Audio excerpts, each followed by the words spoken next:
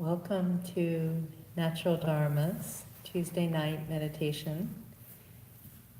I see many familiar faces and some new faces here.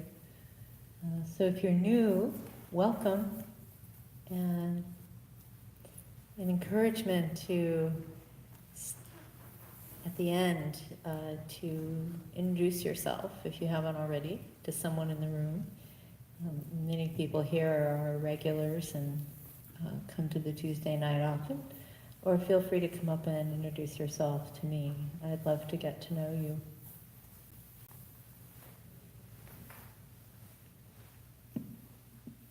So tonight we're going to begin with a few introductory opening prayers, some opening prayers, traditional Buddhist prayers.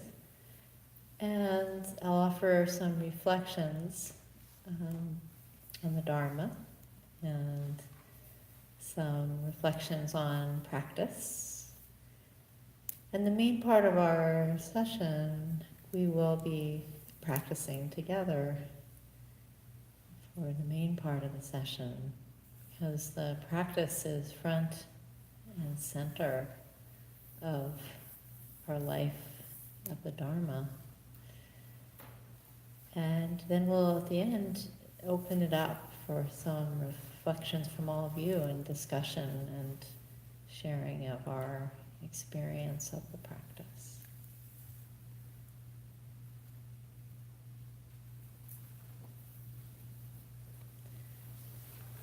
We'll begin our chanting with the prayer of refuge on page 1 of the prayer book.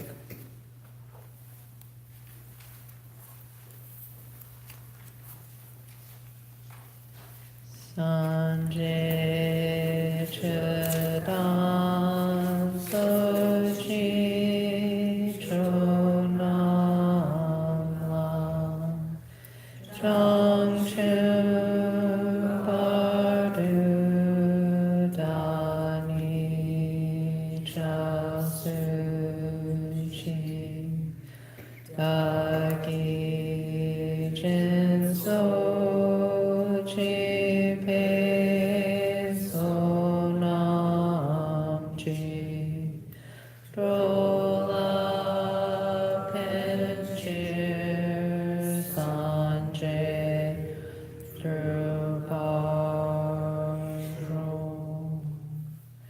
In Buddha, Dharma, and Sangha, we go for refuge until enlightened by the power of generosity and the other perfections. May we realize Buddhahood for the benefit of all. I and all beings are primordially Buddha. Knowing this to be true, I am aligned with supreme enlightened mind.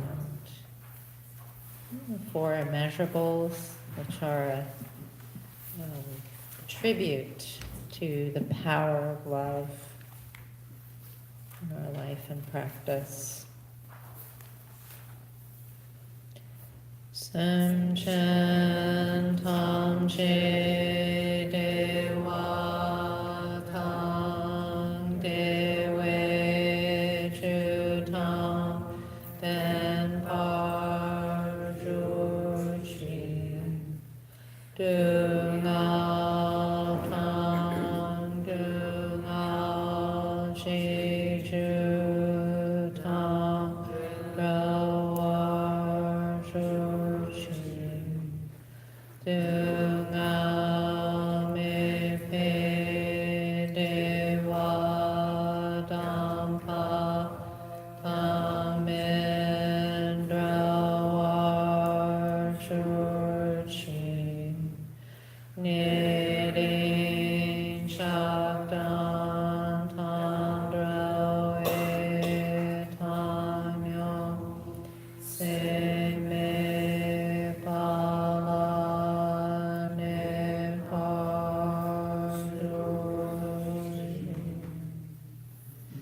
May all beings possess happiness and the inner causes of happiness.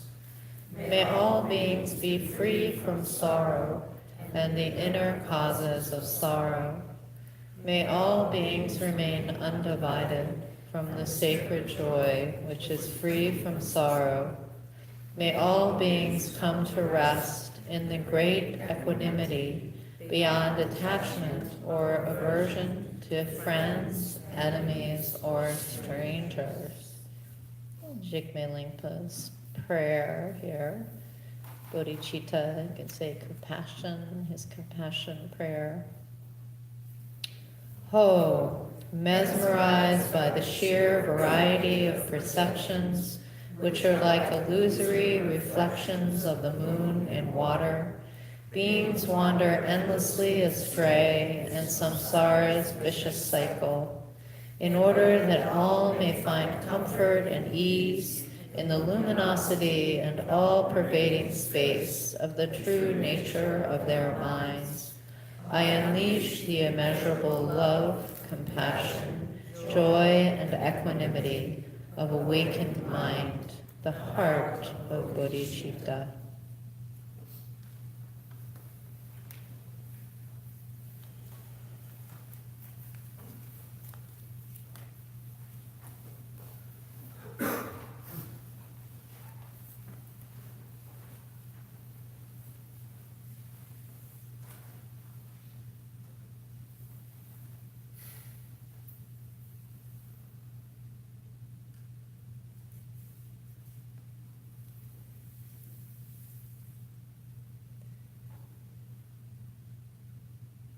A few reflections to move us into the space of practice.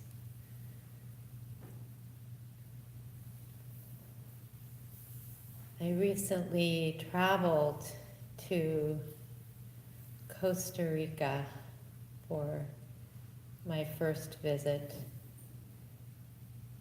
as a vacation with some friends.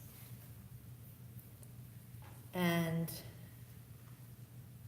when I was there, we were driving from the place we were staying to get back towards the airport, but it was a very long drive, a very, very remote part of the country, driving on a very lonely road that was hugged on either side by this very thick, verdant, steamy jungle.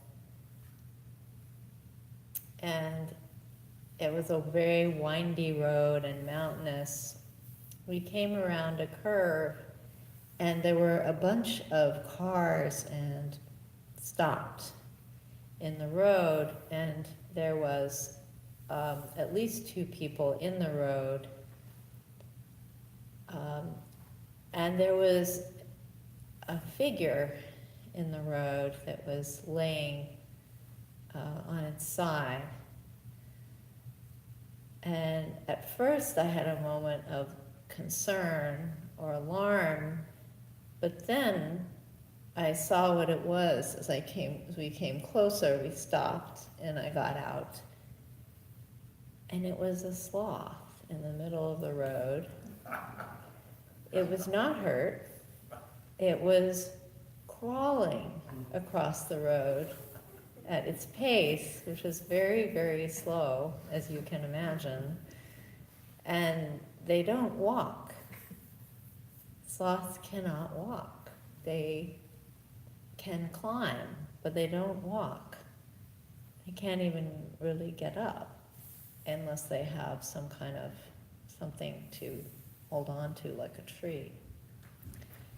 So it was not injured. It was laying in the road, but it was moving very slowly, so all the traffic had stopped because they were waiting for the sloth. And there was a young Costa Rican who had ridden up there on his motorbike, and he had gotten off his motorbike, and I think they were all kind of waiting, and he got impatient. So he went over to the sloth, and he scooped it up under its arms like a child, scooped it up. It was very large. It's probably almost as big as he was. And he moved it across the road, and he put it down on the side of the road. So I jumped out of the car right away, because I had never seen a sloth up close, and I wanted to see him. So I went over to the side of the road, or her, I think it was a her, actually, to the side of the road, and she was just beginning to reach towards the closest thing to climb up. It's like not even exactly a tree, it's like just a wall of vines and verdant stuff. And she was starting to climb up.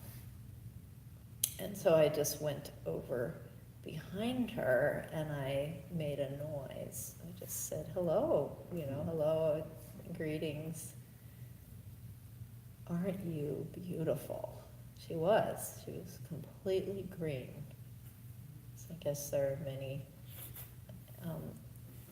plants that grow on sloths because they are so slow. They are full of plants that are growing all over them, and they are green. They are actually green.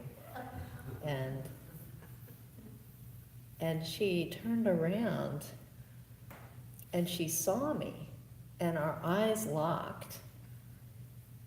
And she opened up her arms and she reached like this with her 3 toes, like these 3 claws. So I touched her 3 claws. I didn't, of course, want to disturb her natural state, but I just touched the claws. And we stayed there for a little while like that.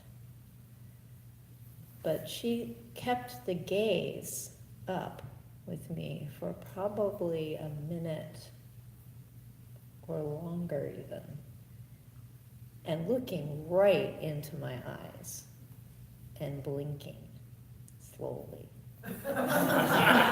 They blink very slowly. She was so beautiful. It was a complete benefactor moment. It was a spirit animal encounter for me. And she was so present, so nowhere in the past. She was not thinking about the future. She was just completely there. Completely there. And she started to turn back, and then she changed her mind, and she turned around again, and she reached out. And I put my hand out, and we sat there for locking eyes with the sloth. I don't know if this is just the way things are, this animal, because I've never met an animal like this before, so I actually don't know what their habits are or how they are generally. This is what they do every time they meet a person. It may well be. I'm not saying we had a special encounter. I'm just saying that there was an encounter. I don't know.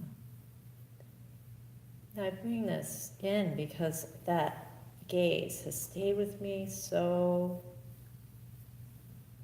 palpably this week and last week, and just I think of her every day and how slow and present she was. For me, that was a teaching about how to be there and not elsewhere. And I bring her in tonight because I wanted to reflect a bit on this phrase, this way of meditating. This phrase is nyukme sam, which means natural mind. And it's the way, it's the expression in Buddhist tradition, natural mind, of who we really are. And the idea of natural mind is that there is a part of ourselves that is just here. It's just here. Just like an animal is just here and now. We too are just here and now. And there's a part of our being, of our sen, of our chitta, of our mind, of our heart, that isn't in the past, isn't ruminating and processing about the past, and isn't anticipating and reaching into the future, that isn't worrying about the future, but it's just here now. That's captured in this phrase, natural mind.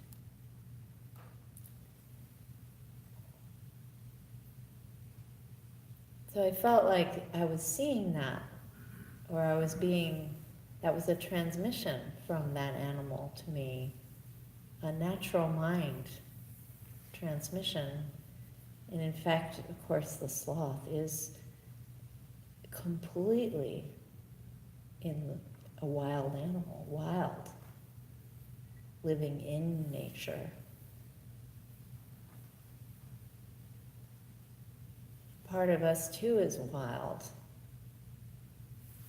and living in this natural body. Part of us is like that. Meditation is an invitation to inhabit the gaze of natural mind.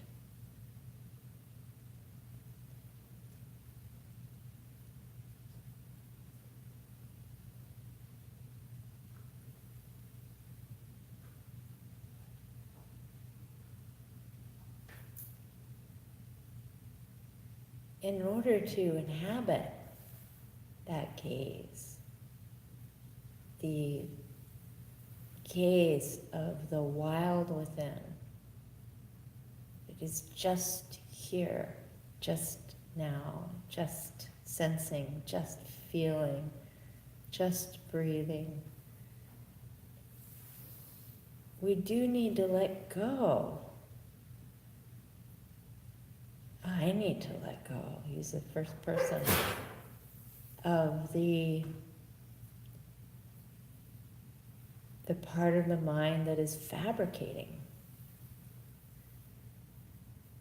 And when I say let go, I don't mean fabricating. I mean so caught up, so hooked by our storylines and our interpretations and our opinions and our conceptual self, so hooked by that.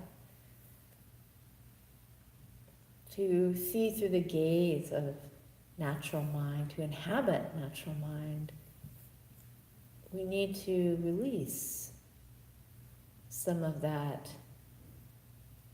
habitual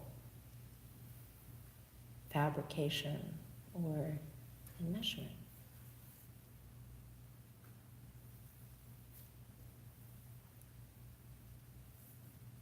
And so the practice we're going to do tonight together can be as simple as just a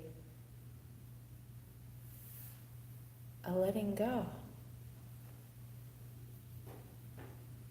A letting go. When we notice, oh, I'm grasping at this thought about the past. I totally believe this thought.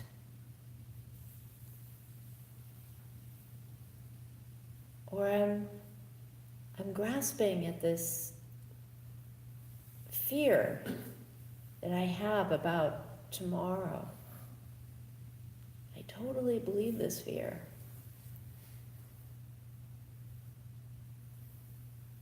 Meditation can be as simple as just loosening up a little around that tendency to grasp.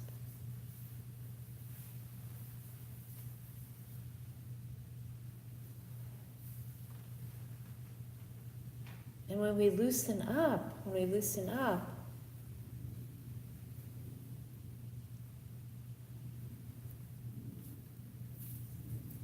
the natural mind has a chance to come into better focus. The inner gaze that is just being, just breathing, just seeing. We might say the fundamental ground awareness in us that is not so complicated. Not so complicated.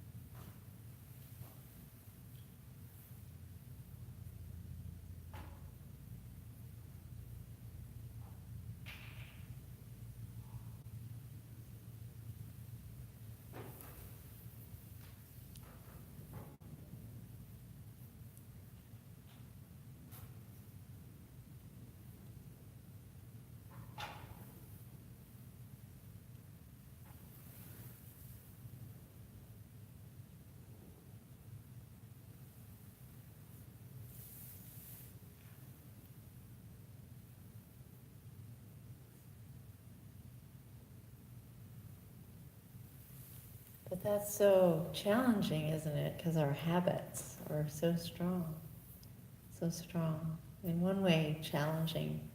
In one way, maybe it's as simple as just trusting the pure witness. That it's enough just to witness. We don't have to do anything about what's arising.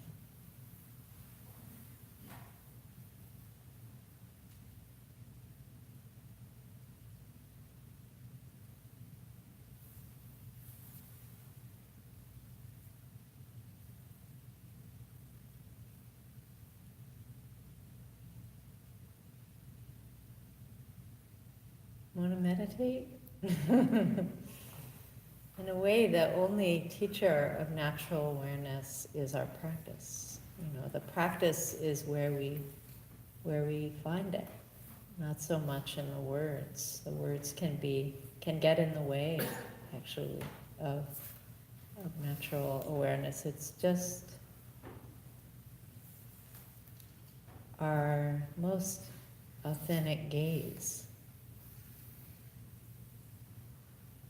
So let's start by practicing together, and then we can reflect more after the practice.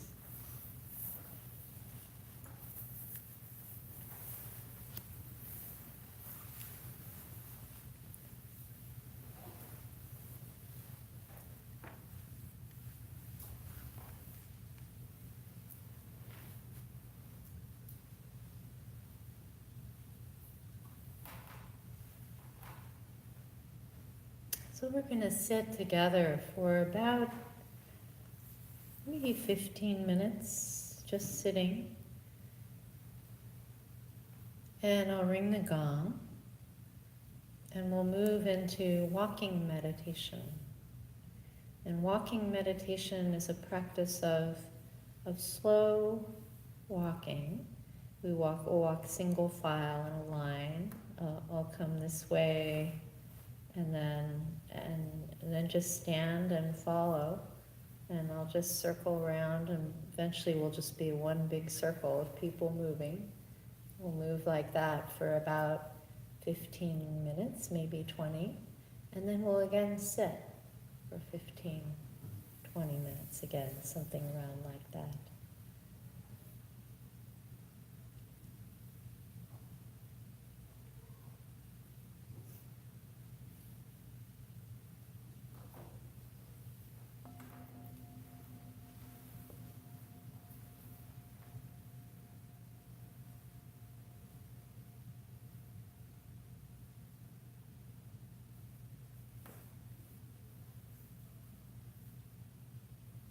begin by moving down from the thinking mind, from our headspace, into the feeling body.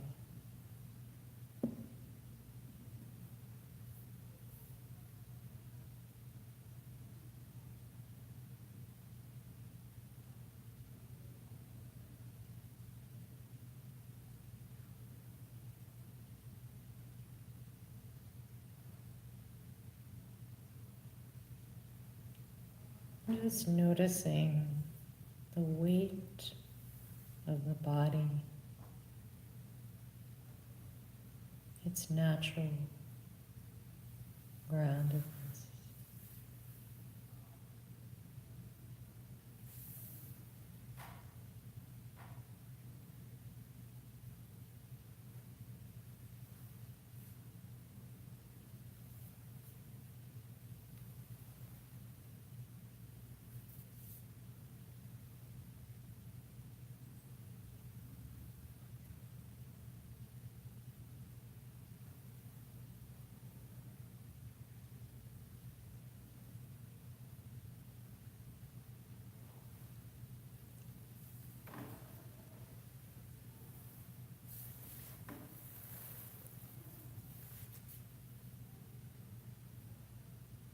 And notice how just by sitting still,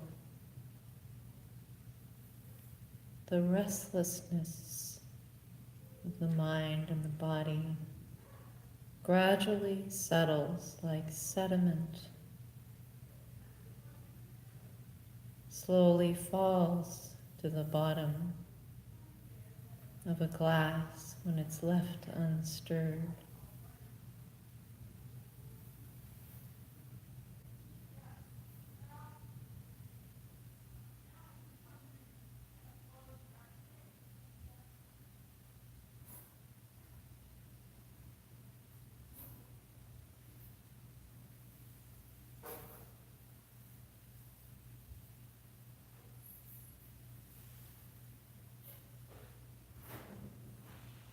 And notice the coming and going of breath.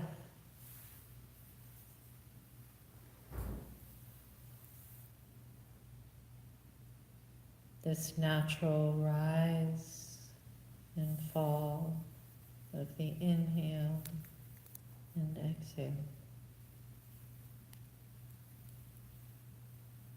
Breath, breathing.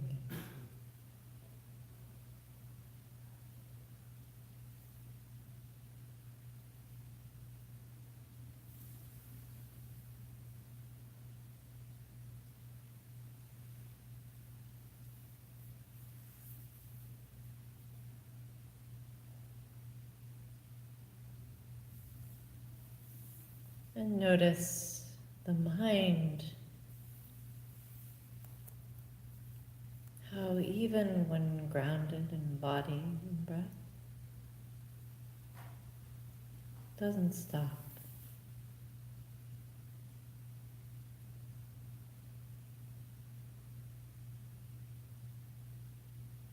And that's okay.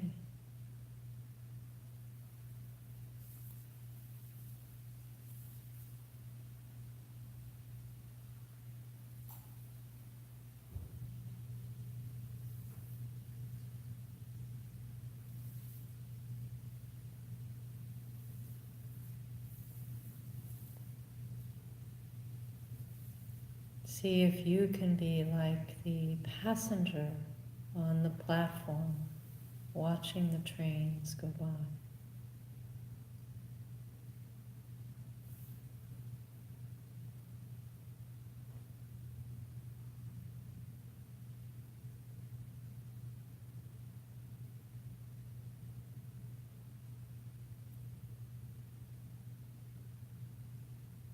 Like the child on the curb watching the parade.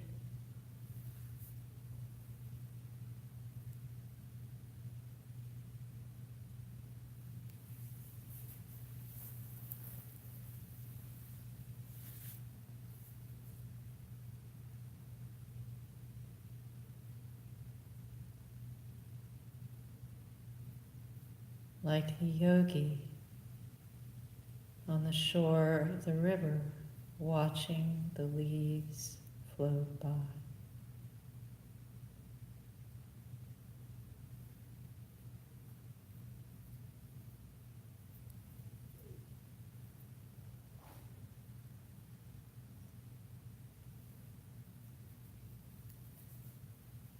Natural mind.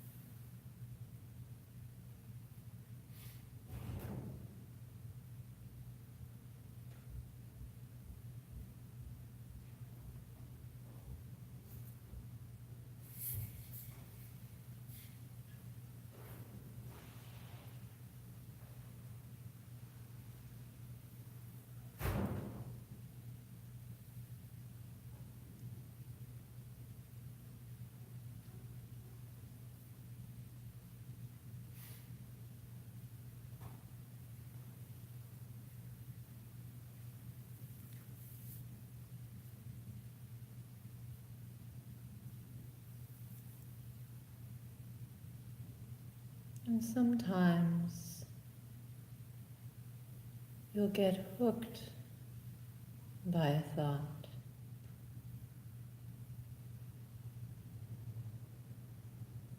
and think, oh, this one is really true. This one is important. Must pay attention. And just when you notice, what does it feel like to release and come back to the gaze of the pure witness?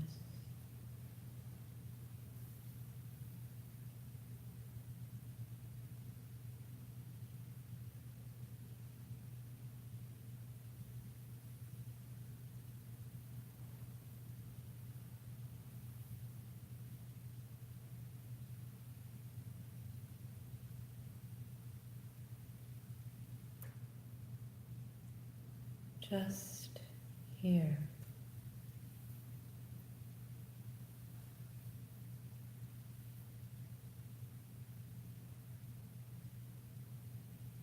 Just now.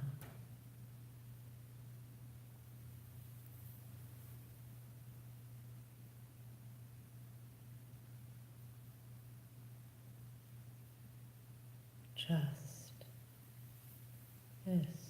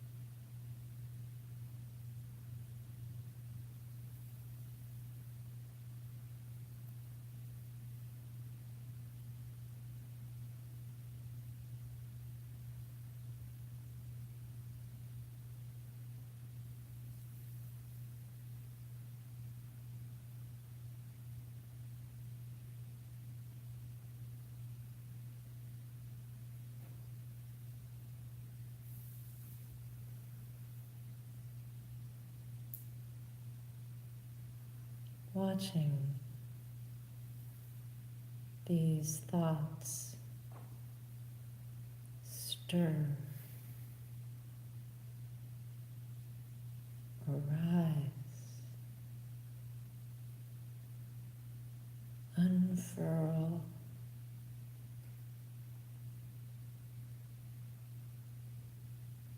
and self-liberate.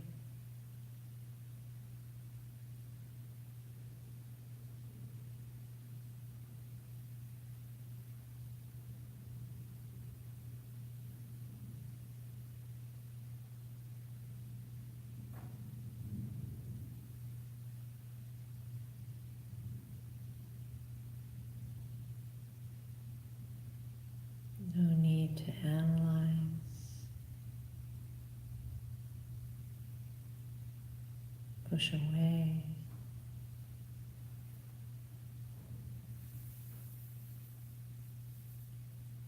What a miraculous display.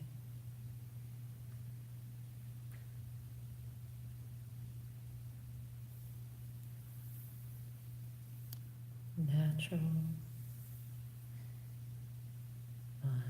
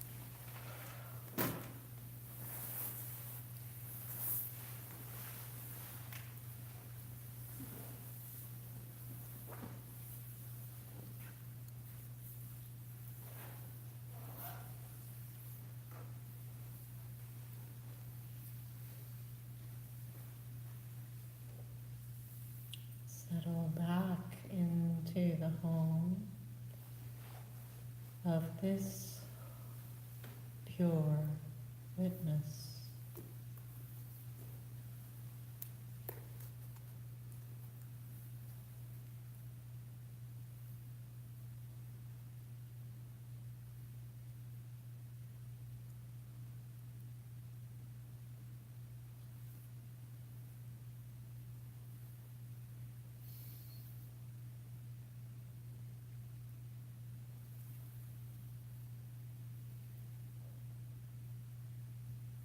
And noticing how the witness is already watching.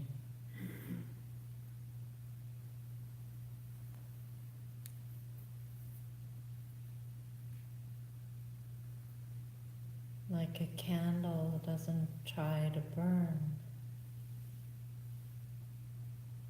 Awareness is self-illuminating.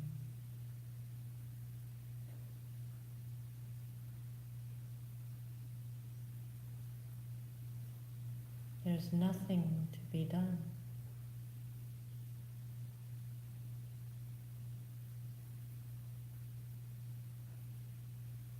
No meditation to be arranged.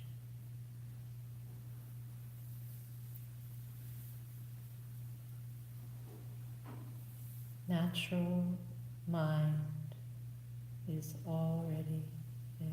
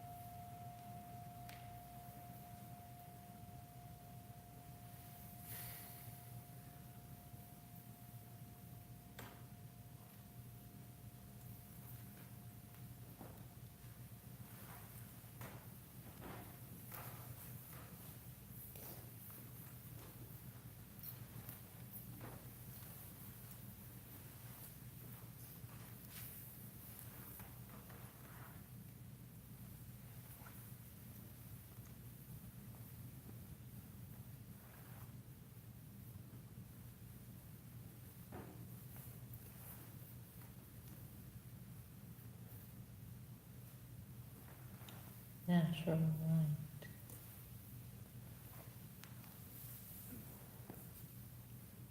Reflections? Questions? Mike?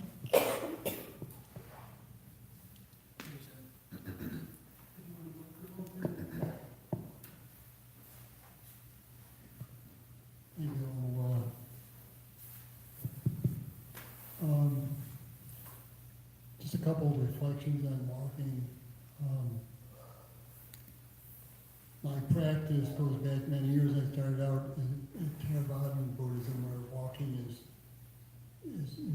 one of the regular practices. As a matter of fact, this month is 40 years that I set my first retreat in Barrie. It was 14 hours a day of walking, and alternated between walking and sitting in silence for 10 days. One of the things that I took away from, as I was new to Buddhism, but one of the things that I took away, it took probably a couple of years for me to realize that, of course, that I didn't really realize how powerful meditation, the walking is. And when you're on a retreat and doing it really intensely, you probably seen, the pictures or seen people very slowly, zombie-like, lift, move, play, shift, very, very slowly. But I learned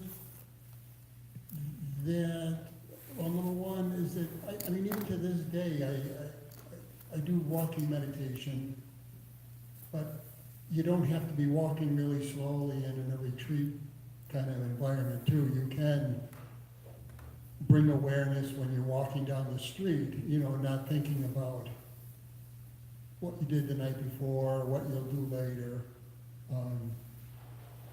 So that's one thing. And I also, lastly,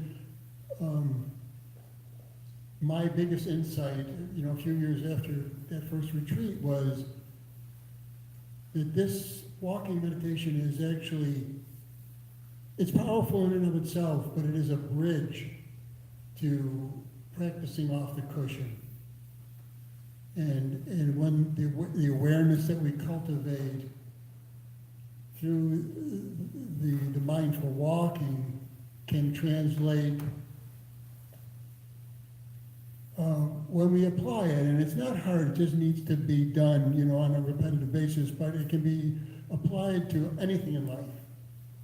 Anything. So the awareness that we're cultivating through the walking is really translates to everything. And that's been the core of my practice for many years. So I'm deeply grateful for this opportunity to reconnect with that. Thank you. I've been really getting into walking meditation lately. Part of it is this, it's the bridge. It's a great bridge. It's a great reminder.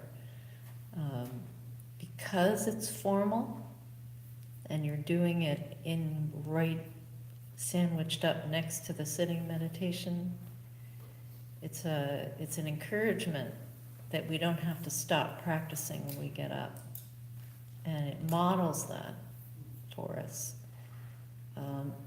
I also love it because it gets the Dharma down into the body. I think that the practice of the Dharma, practice of meditation, is a rewiring that is an entire nervous system and body, mind rewiring. And the walking meditation is getting it, helps it settle into your nervous system. Go from just this more, helps the practice become less mentalized. Thank you. Thank you for sharing that, Mike. Other reflections, questions? Yes. It was interesting because I felt that mostly I was sort of just trying to let go of thinking. And as I did that, my heart opened up, like I wasn't trying to do any kind of compassion practice. And that sort of was what I felt. So it was just this very interesting manifestation.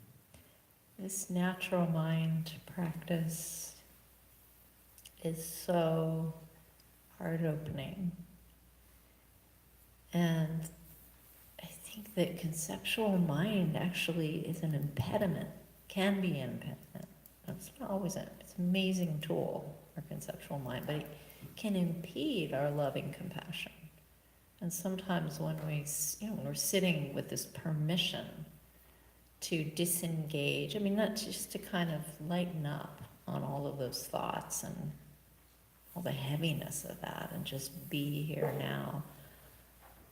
All the possibilities for being here now with each other, with the ones we love, with our own self-compassion, and our own feelings, that all that opens up, is unlocked when we are willing to be present with what is here now. Tremendously facilitating of compassion. And there's a teaching in the Tibetan tradition that there's this kind of compassion called non-referential compassion, which doesn't have an object, doesn't need an object. It's just the open-heartedness. And the practice of this natural awareness or natural mind is a natural doorway into that open-heartedness that doesn't involve any I need to have an object, and that object needs to be someone or something that I love. It's just this invitation to be love, to be that open. Yeah. Non-referential compassion, really interesting. Non-referential love, interesting idea. Helen. What was interesting is at the end, as I was just feeling that, I work with students, some of whom have real traumatic backgrounds, and I started to just feel like this opening of like, I was really irritated about something, I didn't act on it, but just have a better feeling of that my heart could be more open to what they've been through, and drop a little more of who I feel like I'm supposed to be with them. Nice. Yeah. Thank you.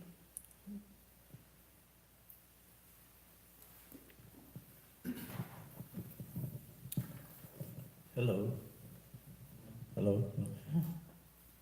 I think I have like 3/4 of a question or something like that.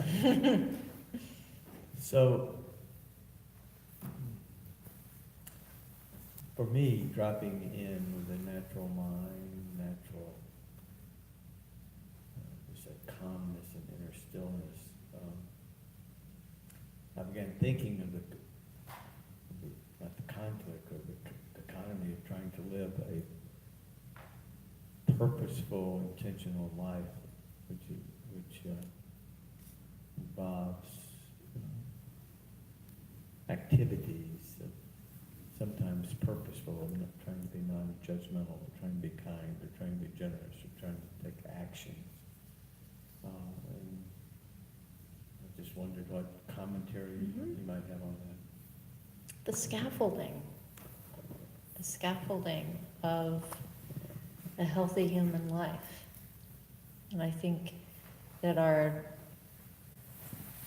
practice of the Dharma is a combination of building that beautiful scaffolding of ethics and intention and could say the container, and then cultivating letting go of it all and just being, and just experiencing the womb of the present moment without any agendas or plans. And the practice is an alternation, I think, between that scaffolding and the self is a kind of a scaffolding, the self, this idea, the self, and we need that healthy human self. We need a healthy human self to get through this life and to be of benefit to others but there's a place that is unique, really, very, in certain ways, meditation traditions have this unique, and I'm going to say traditions because I don't mean just Buddhism. There are many other traditions in which meditation happens and present moment awareness is cultivated. But that piece of things is this incredible opportunity to expand, I'd say, into the broader connection to everything being held in this, in what is here now, which is so very true.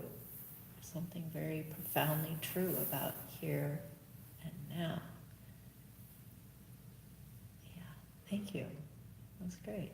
And you know, the Buddha too, he really alternated between those two things. If you just look at the whole expanse of his teachings of the Pali Canon, the sutras, and the of course, and ensuing lineages and generations of teachers, you know, all of that too. But just looking at the teachings of the Buddha, like just going back to that moment, there was this whole cultivation of present moment awareness in his teachings. And there was also this huge amount of material, which is cultivation of ethics and living a good life, living a purposeful life, living a compassionate life, living a healthy life, living a life of kindness.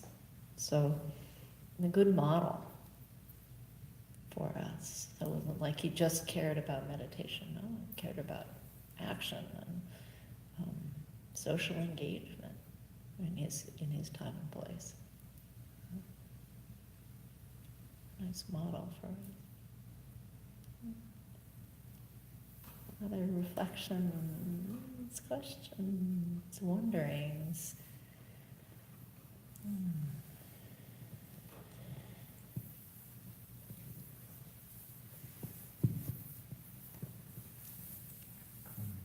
As a kind of follow-up to that, you mentioned that the practice is sort of a rewiring of our nervous system. And so I've been thinking a lot about change lately and seeing how there are a lot of skillful practices that I've developed that are coupled deeply with confusion. And something that I struggle with is trying to sort of change parts of myself while kind of keeping the same form, staying in place in that there are things I'm doing with work and things that I'm doing with community that I value and I want to keep doing, but I don't want to keep doing them in the same way. And it's kind of sometimes very disorienting. Maybe to make that a little more concrete, like ways I've found myself to be productive at work by trying to change my situation, by trying to pretend like I'm feeling a different way than I am instead of getting in touch with how I'm feeling, because I might want to ignore that. I suppose oftentimes the advice is sort of not to know, right? To sort of not get stuck trying to conceptualize new strategies. But I wonder if what I need is simply encouragement to do that, or if there are also practices around learning how to change skillfully. Oh my, yeah. No, that's a profound question. How do we change skillfully? Yeah, and how do we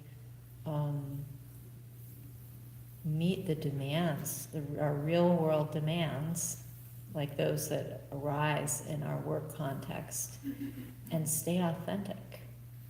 And it can be a real challenge, and it's a real challenge to enact some of the things we learn, say in a Dharma hall or in our meditation practice, that our meditation practice teaches us. It might be teaching us to be easeful and to be true to our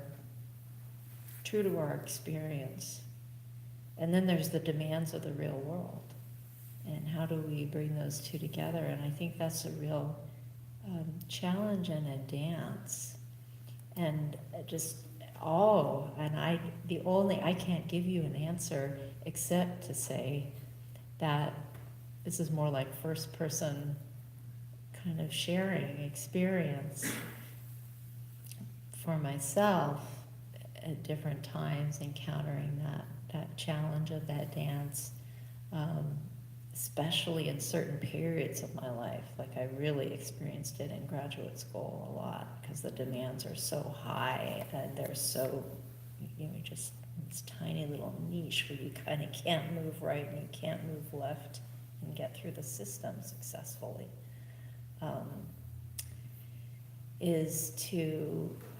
It's a beautiful teaching on things being like an illusion. It can be very helpful, dreamlike, to then enter in with enthusiasm to the dream and like see it as you might see a challenge in a dream. It can help lighten up the tightness around all of it. That, yeah, we could live this dream, it's okay. And you can be in that dream and also still access your awareness at any moment. It's not going to go anywhere. Like even when you're at work, it's not going to go anywhere. You might be stressed out, and that's okay. You can be stressed out and take a moment to just look in and, oh, there's a witness who's seeing all of this stress. It's there, it hasn't gone anywhere, Or if that's helpful, but no, this is challenging. Thank you for bringing it in the room.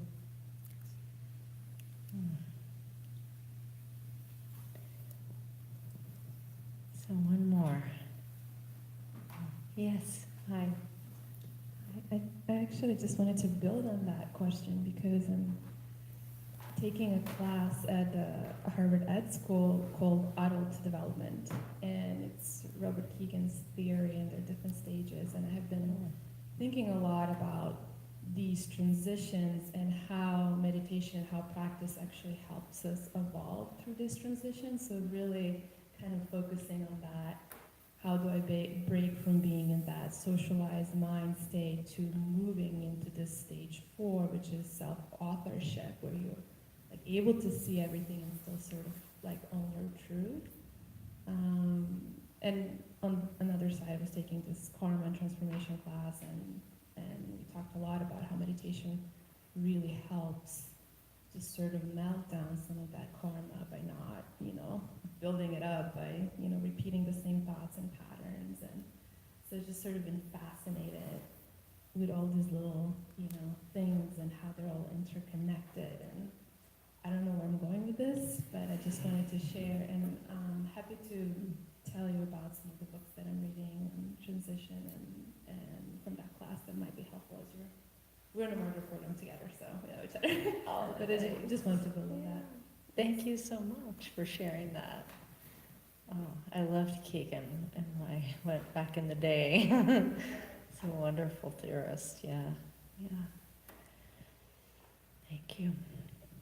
Thank you all. And I think we'll move to the dedication here. And we'll do that first. Yeah, let's dedicate first, and then I'll have an announcement. Okay, page 15, the Bodhicitta prayer.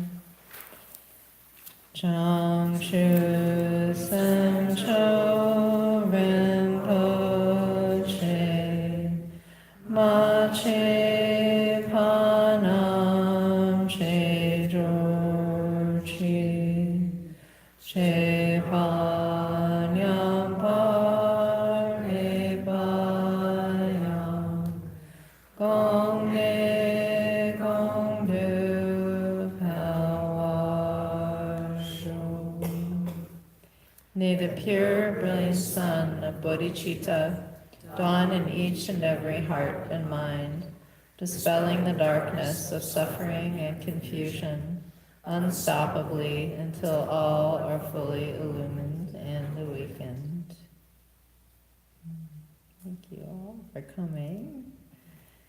And I made this mala this week. It is it's a wonder mala, and it's bone and frosted glass and copper tiara cast beads. It's a little pocket mala, and I made it as part of the fundraising for the retreat center that is undergoing its third phase of construction, Wonderwell.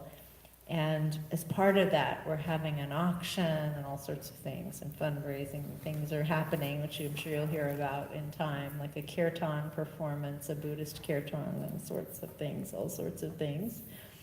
But this one I made this week, a limited edition of 3 of them. 2 are going in the auction, and I decided to bring this one tonight in case anyone is feeling virtuously lustful for it. And if you are, you may have it for a mere donation of $108, which is kind of a lot, but it's a donation for Wonderwell. It's a fundraising mala. And I will leave it here in case anyone wants to look at it and is tempted by it. But if you don't get it, it will go into the auction. So here it is. Thank you. Thanks, everybody, for coming tonight. It's so good to see all of you. Feel free to come up and introduce yourself. And a couple announcements. Do you want to say something about your online class? Is it too Okay, late? sure. Yes, I am offering my first online Dharma course. This is a totally new experience for me. And it's going okay, it's going well. I mean, I would say we've had 1 live session so far, and there's a lot of material. There are teachings, there's guided meditations. It can be accessed from your computer in your own home, and you're welcome to sign up at any time. We just had the first live session this last Sunday. The next 4 Sundays, we have live sessions for the next 4 Sundays. But you can also engage with the course at any time. You can engage now, or you can engage in a year from now. It's just going to sit there as a course. But I just want to invite all of you to consider taking it if you have time and the energy and the inclination. It's on this topic, what we're just doing here tonight, and it's called Your Mind is the Guru, which is what I truly believe. Your heart mind is the guru. So feel free. It's you find it by going to our website. Yes. Yes, and it's like on the bottom of the page, or the home page. Yeah. Yeah, okay. And so thank you so much for teaching this evening. We really appreciate it. If you would like to practice some generosity and help support Lama Willa as well as the Sangha, there is a basket in the back. Please give it at a rate that works for you. Not too much, not too little. And thank you guys so much for coming in this windy, blustery, cold evening. And the teaching should be available online on our YouTube channel for posterity. So if you ever want to revisit this, you should be able to find us there. You're welcome. What is your YouTube channel? If you search YouTube for Natural Dharma Fellowship, Oh, no. you should be able to find it.